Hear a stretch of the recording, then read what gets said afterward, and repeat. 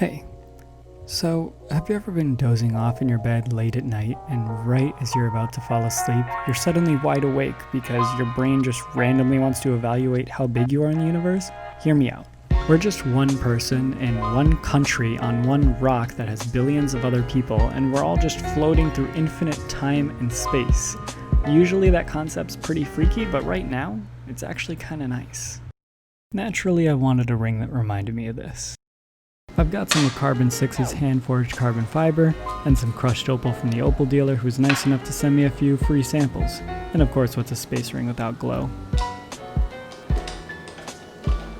I hate being wasteful, so this is actually a piece of leftover scrap. It's pretty uneven, so I just need to true up the sides by facing them real quick. Carbon fiber is an insanely cool material being used in spacecrafts, race cars, and tons of other equipment. People even agree that there's a good chance it could replace steel. Best of all, the fact that Carbon 6 made this entirely by hand means that it's a completely unique piece. That being said, the dust that this stuff creates while being grinded down is insanely bad for your lungs, and pretty much never breaks down.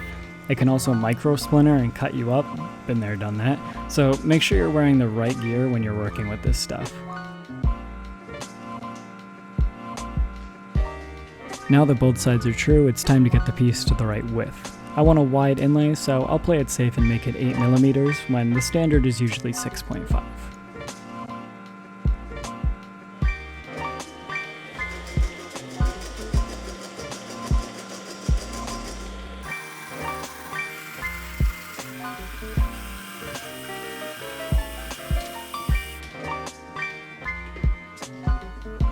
With the width out of the way, I measured the inside to see how much I needed to cut to be at the right size. Lucky for me, there wasn't too much work to do.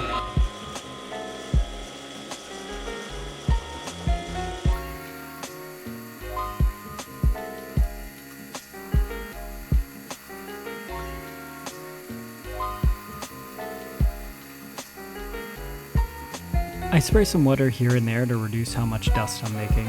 Carbon fiber is also pretty conductive, so it helps keep everything from overheating.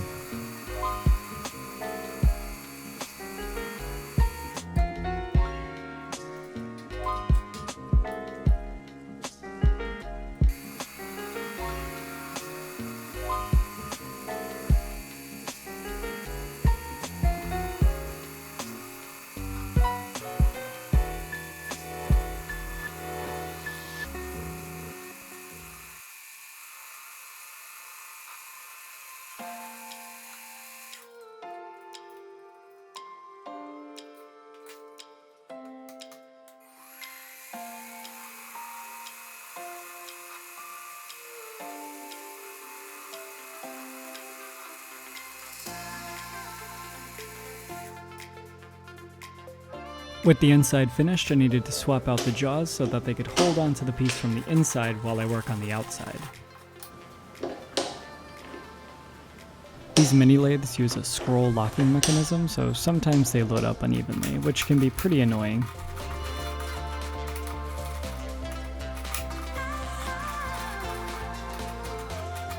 This expanding mandrel will help keep the piece locked in place while I'm cutting away at the outside.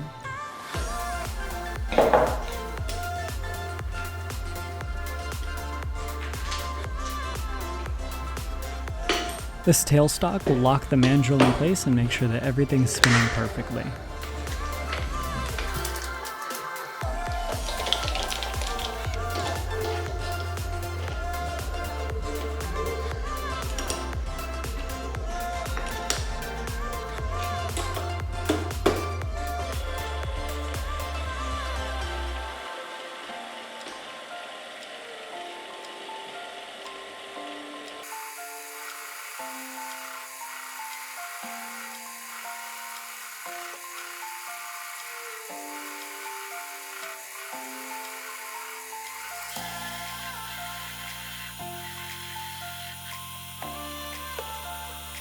It's not uncommon for deep cuts to knock the mandrel out of place, but luckily all you need to do is hammer it back into place and you're good to go.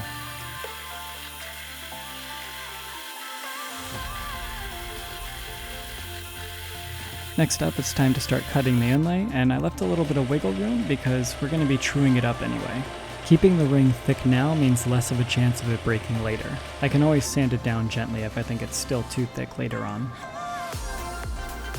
The standard cutter leaves inner bevels on the inlay, so I need to use angled cutters to help me flatten those curved edges on the inside.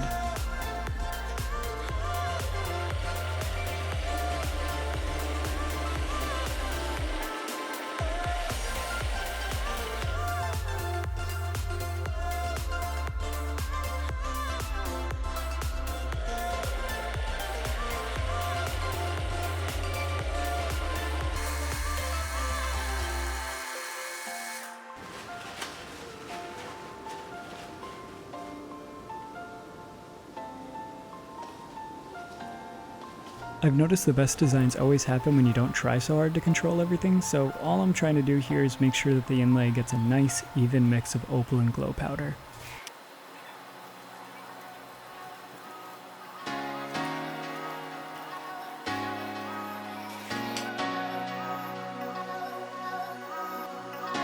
This part is usually a ring's ugliest moment, and yet I almost left this alone because I just loved how vivid the colors on the opal were.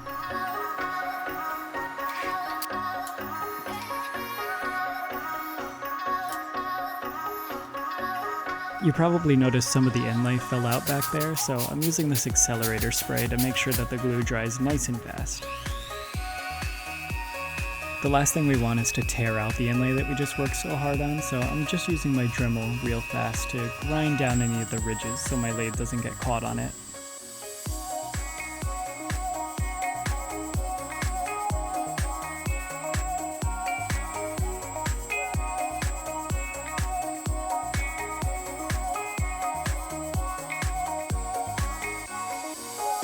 Air pockets and gaps are always expected, so now we can just fill those up real fast and make sure that there's no holes in the ring once we grind it down. Oh, and by the way, the exothermic reaction between superglue and accelerator spray is really bad for your lungs. Try and tell me that doesn't look cool as hell though. It already looks like some sort of alien relic that just crash landed in my backyard.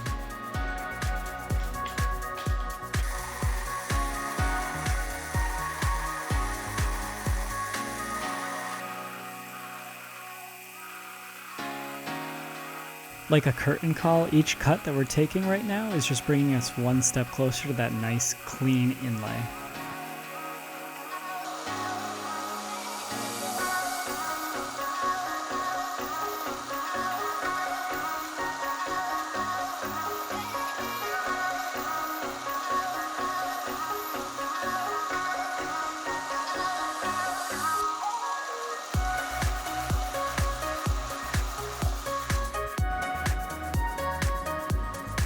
Moments like this are exactly why I left that little bit of extra thickness in the beginning.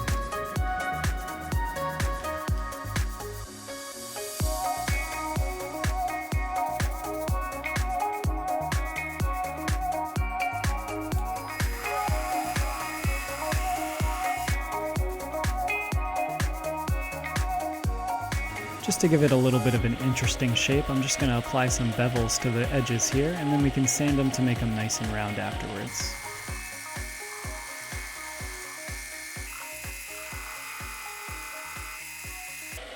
So you're probably cringing right now thinking, oh no, it's uneven. Don't worry, that's just a burr and we can easily shave that down afterwards on some sandpaper. When it comes to sanding, I like to run 800 grit followed by 1000, 1200, and 1500. If I really want to shape the material but I'm afraid that the cutter could snap the ring, I'll start off with 600 or even 400. Funny enough, toilet paper is actually kind of perfect for applying polish. Things like paper towels can actually create micro scratches on surfaces, so I guess Charmin's in the ring business now. Last but not least is sanding the inside.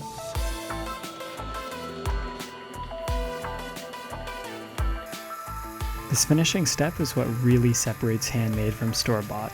Every single time I bought a ring from a store, I always hated how uncomfortable and flat the inside was. Adding these smooth curves makes sure that your fingers can breathe and make sure that the ring doesn't get stuck on your fingers, which is not exactly a fun experience.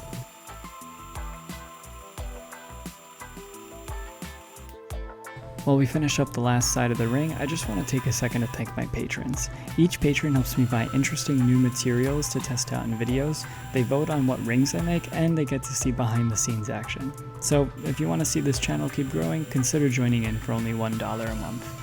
All the links will be in the description, but let's check out this ring.